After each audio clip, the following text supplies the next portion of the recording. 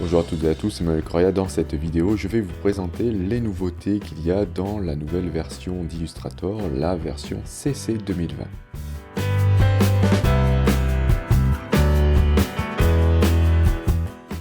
Dans la version CC 2020 d'Illustrator, nous avons maintenant une amélioration au niveau de la simplification des tracés. On avait déjà ça au préalable, mais là c'est devenu un petit peu plus efficace. Alors on va faire un exercice pour illustrer la nouveauté. Je vais aller importer avec la commande fichier importer un dessin. Alors je vais prendre celui-ci. Donc on va dire que voilà, je viens de réaliser un dessin, donc je fais une importation dans mon document. Alors je vous mettrai le lien dans la description si vous voulez faire la même chose que moi. Et je vais ici donc me concentrer sur la partie centrale. Et pour cela, je vais recadrer l'image. Donc je vais cliquer. Alors si vous avez la barre de contrôle, vous trouverez la commande ici, recadrer l'image dans cette barre. Ou sinon, vous la trouverez aussi, bien sûr, dans le panneau propriétés.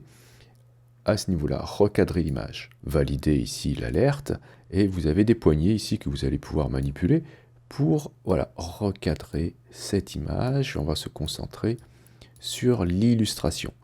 Voilà, une fois que vous avez terminé, vous pouvez cliquer sur appliquer, soit depuis la barre de contrôle, soit depuis le panneau propriété. Bien, alors maintenant, je vais aller chercher la commande vectorisation de l'image. Voilà, c'est la même chose ici, on la trouvera aussi dans le panneau propriété ou dans la barre de contrôle. Je clique ici et je vais choisir logo noir et blanc. Donc là, j'ai une petite alerte pour me dire que ça risque d'être lent parce que l'image est grosse. Je valide en cliquant sur OK et je vais avoir donc une première vectorisation. Bien sûr, vous allez pouvoir paramétrer celle-ci en cliquant sur cette icône-là, soit ici, soit là. Et ensuite, vous pourrez ici manipuler le curseur du paramètre seuil pour aller récupérer un peu plus de contours. Moi, je vais ici déplacer le curseur un petit peu vers la droite, aux alentours des 150. Voilà, donc ça va recalculer. Et du coup, voilà, je n'ai plus trop de trous dans mes feuilles, à part peut-être ici. Donc je vais aller monter jusqu'à 160 peut-être. Allez, bah, du coup, 170. Voilà. Ici, ça m'a bouché ce trou-là. Et je regarde un petit peu partout. Ah, là, ça manque un petit peu. Allez, je vais augmenter un peu, bien que je pourrais bien sûr le boucher à la main s'il n'y en a pas trop de trous. Voilà, ok, je vais laisser comme ça, c'est pas bien grave. Une fois que vous avez donc réalisé votre réglage, on peut aller ici, cliquer sur Avancer.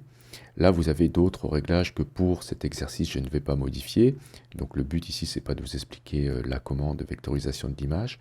Mais ce que je vais faire ici en plus, c'est cliquer par contre sur Ignorer le blanc, afin de ne pas avoir ma feuille ici, le contour, compris, on va dire, dans la vectorisation. Donc je clique ici sur Ignorer le blanc, et je vais ensuite fermer ce panneau pour cliquer enfin sur Décomposer ici, depuis le panneau propriété ou depuis la barre de contrôle ici. Voilà. Une fois que vous avez fait ça, vous ne pourrez plus revenir sur les réglages de la vectorisation puisque votre objet vectoriel est enfin créé. Bien, alors si je prends la flèche blanche, je vais m'apercevoir que j'ai quand même beaucoup de points et c'est toujours intéressant de simplifier les tracés. Ça vous permet une manipulation plus aisée et ça vous permet aussi moins de calculs pour votre ordinateur. Bien, je vais aller chercher cette commande dans le menu Objet, Tracer et Simplifier. Donc cette commande, je vous le disais tout à l'heure, existait déjà au préalable, mais elle offrait moins de paramètres de réglage. Donc je clique sur cette commande et là, j'ai une première boîte de dialogue ou de premiers paramètres qui vont arriver avec tout simplement un curseur ici qui va me permettre, si je le déplace à gauche, d'avoir quelque chose de très simplifié. Donc on voit ce que ça donne, ici c'est pas super. Et si je le tire complètement à droite, je vais atteindre le maximum de ce que je peux faire avec ce curseur.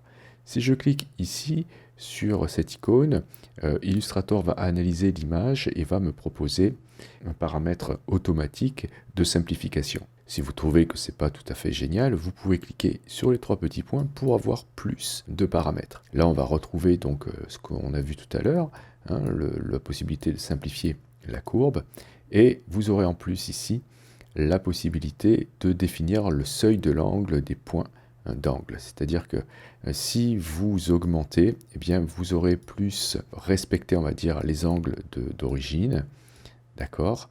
Et plus vous allez tirer vers la gauche, moins vous aurez d'angles, plus ce sera arrondi. Voilà, ce qui permettra d'avoir des arrondis intéressants dans certains cas. Ici, moi, j'aimerais quand même aller un petit peu plus loin pour trouver quelque chose assez fidèle à l'original. Si je me mets à 180, je veux dire, voilà, je vais me retrouver avec beaucoup de points. Et vous avez ici le nombre de points d'origine affiché là, et ici le nombre de points après la simplification. Donc si je vais peut-être réduire, je vais mettre voilà, peut-être à 179 et tirer un petit peu plus le curseur ici de la simplification des courbes vers la droite. Voilà, il me semble que c'est pas mal comme ça. Et donc on peut voir que d'origine j'avais plus de 1400 points et maintenant je n'en ai que 233. Si vous cliquez là, vous pourrez convertir en ligne droite, donc ce ne sera pas toujours super intéressant. Et là, si vous cliquez là, vous pourrez voir le tracé d'origine, voilà, qui s'affiche en rouge. Très bien. Une fois que vous êtes satisfait, vous pouvez cliquer sur OK pour valider la simplification. Donc on voit que, ma foi, ça a fait un travail assez intéressant. Le tracé est beaucoup plus simple de cette manière-là. Ok, alors il y a autre chose qui est intéressant qui est apparu, c'est la possibilité de supprimer un point tout en gardant la courbure de votre tracé. Alors ici, je suis en train de voir si je peux essayer de le mettre en place. Je vais vous montrer. Alors, eh bien, par exemple, là, j'ai pas beaucoup de points, mais du coup, je vais en ajouter un pour vous illustrer le propos. Je vais prendre ici l'outil d'ajout de points d'ancrage et je vais cliquer sur alors celui-ci, hein, voilà, avec le plus, et je vais cliquer sur mon tracé pour ajouter un point à ce niveau-là. Voilà, vous voyez, ça m'a ajouté automatiquement un point, et quand on fait ça, eh bien, ça ne déforme pas la courbe d'origine. Par contre, si je prends par exemple l'outil plume, et qui va reconnaître automatiquement le point d'ancrage et vous proposera automatiquement de le supprimer si vous cliquez dessus, eh bien regardez ce qui va se passer. Hop, voilà, il a carrément donc supprimé le point et redessiné le tracé en fonction des deux autres points d'ancrage qui restaient. Donc je vais revenir en arrière avec CTRL Z et je vais vous montrer maintenant qu'avec ici l'outil suppression de points d'ancrage, si j'appuie sur majuscule, eh bien je vais, regardez, pouvoir supprimer le point et Illustrator va essayer de reconstruire la courbure d'origine avant la construction du point. Donc ça pourra dans certains cas être très intéressant plutôt que voilà, l'ancienne manière de faire. Autre nouveauté, mais un peu de moindre importance, c'est que maintenant Illustrator vous permet de corriger les fautes d'orthographe dans les textes. Donc vous sélectionnez votre texte et vous pouvez activer le correcteur orthographique depuis le menu édition, orthographe, et vous avez ici la vérification automatique de l'orthographe. Si vous l'activez, voilà, vous aurez les fautes qui seront soulignées. Et bien sûr, comme dans tout bon traitement de texte, vous pourrez double-cliquer avec l'outil texte sur le mot, faire un clic droit et corriger bien sûr les fautes. Voilà, tout simplement. Donc rien de bien nouveau, on avait déjà ça dans Photoshop et dans InDesign évidemment. Alors je vais vous montrer maintenant qu'on peut redéfinir les couleurs d'un dégradé de forme libre. Alors je vais faire un rectangle ici et en fait les dégradés de forme libre sont des dégradés qui sont vraiment très intéressants, hein. C'est apparu dans une des dernières versions.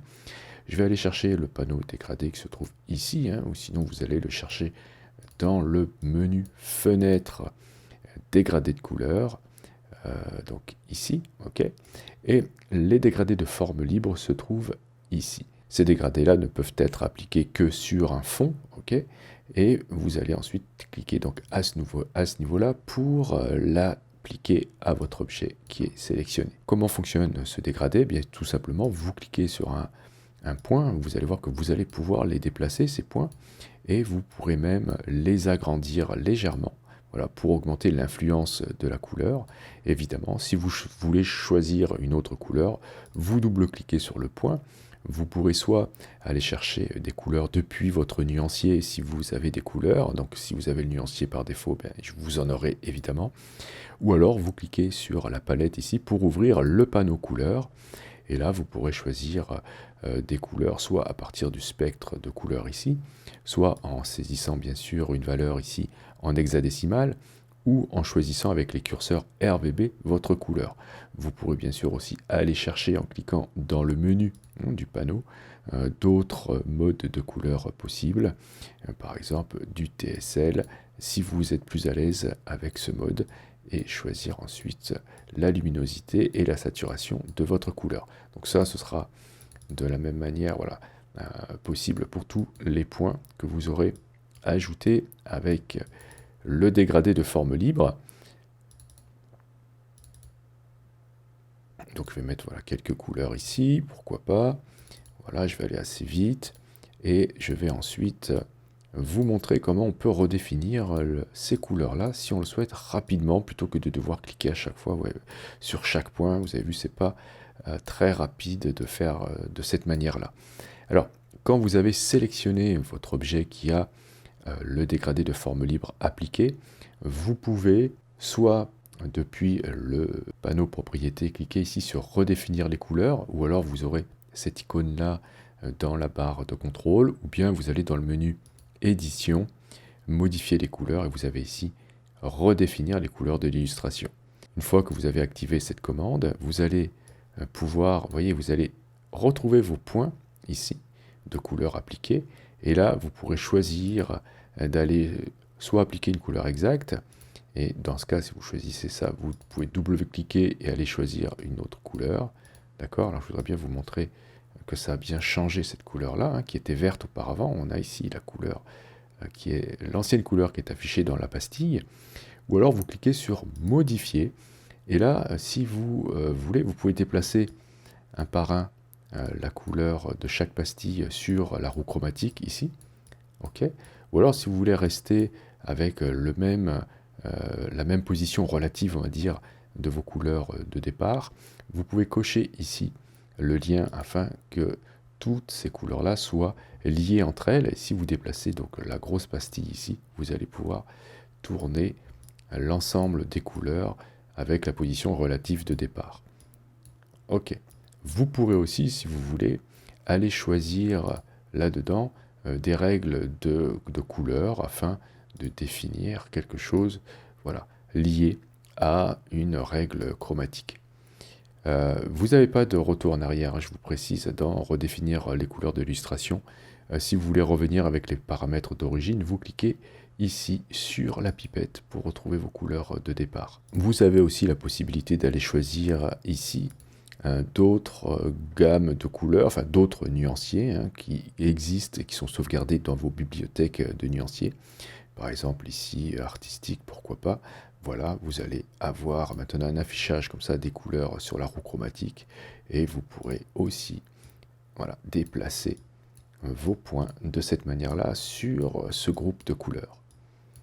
Une fois que vous êtes satisfait, vous validez avec OK et vous aurez votre nouveau dégradé qui sera appliqué. Très bien, alors je vais utiliser pour vous montrer maintenant qu'on a des effets plus faciles, eh bien, notre illustration de tout à l'heure.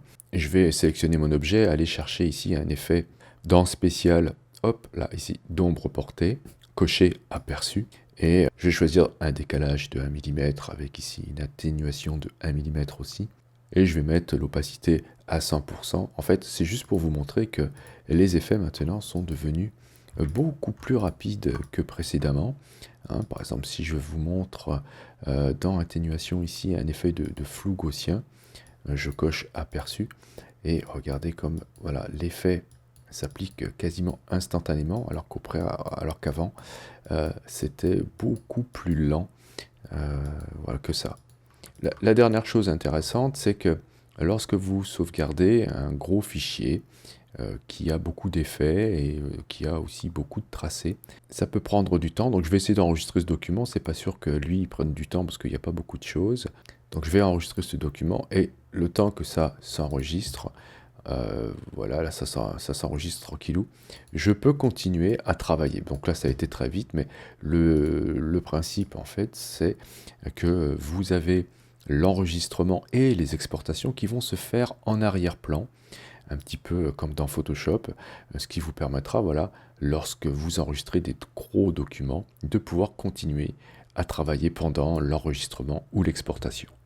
Donc voilà en gros les nouveautés de cet Illustrator CC 2020. Je vous remercie d'avoir suivi cette vidéo. Si vous avez des questions, n'hésitez pas à le faire dans les commentaires. Si vous souhaitez soutenir cette chaîne, vous pouvez cliquer sur j'aime ou vous pouvez cliquer sur le lien Utip présent dans la description de la vidéo. Si vous n'êtes pas encore abonné, vous pouvez cliquer sur abonnez-vous. N'oubliez pas la petite clochette pour être averti des prochains cours ou des prochains tutos. Et justement, on se dit à la prochaine pour un autre cours ou pour un autre tuto.